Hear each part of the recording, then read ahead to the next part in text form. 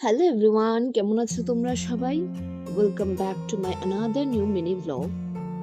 আজকে আমি তোমাদের সাথে আমার গ্যালারিতে পড়ে থাকা একটি পুরনো ভিডিও শেয়ার করছি। কিছু মাস আগে ভাই আর আমি গিয়েছিলাম হুগলি জেলা তারকেশ্বরে। আমার পূর্ব পরিচিত একটি ভাই আমাদেরকে ঈদে আমন্ত্রণ জানিয়েছিল।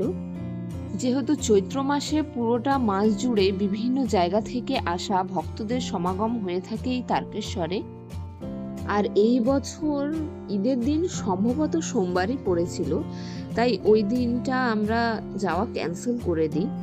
তো অন্য একটি দিন ওর অফিস ছুটি যেদিন থাকে সেদিন দেখে আমি আর ভাই চলে গিয়েছিলাম তারকেশ্বর। আর হ্যাঁ, তোমরা হয়তো ভাবছো আমি এত কথা বলছি তবু শুধুমাত্র রাস্তারই কেন ভিডিও দেখাচ্ছি। কি করব বলো, এত সুন্দর পরিবেশ, এত সবুজ চারিদিকে যে আমি ভিডিও না করেও পারিনি আর তোমাদের সাথে শেয়ার না করেও পারছি না। যাওয়ার পথে দেখলাম অনেক মানুষই মন্দিরে পুজো দিয়ে বাবার মাথায় জল ঢেলে ফিরছে।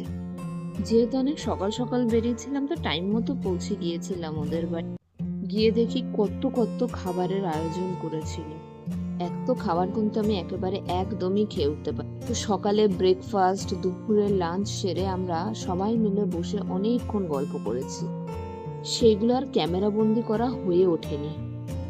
আমার মনে হয় সবকিছু সবসময় ক্যামেরা বন্দি না করে সেই সময়ে দাঁড়িয়ে সেই সময় উপস্থিত সেখানকার মানুষজনদের সাথে সেই মুহূর্তটাকে উপভোগ করাটা অনেক বেশি জরুরি।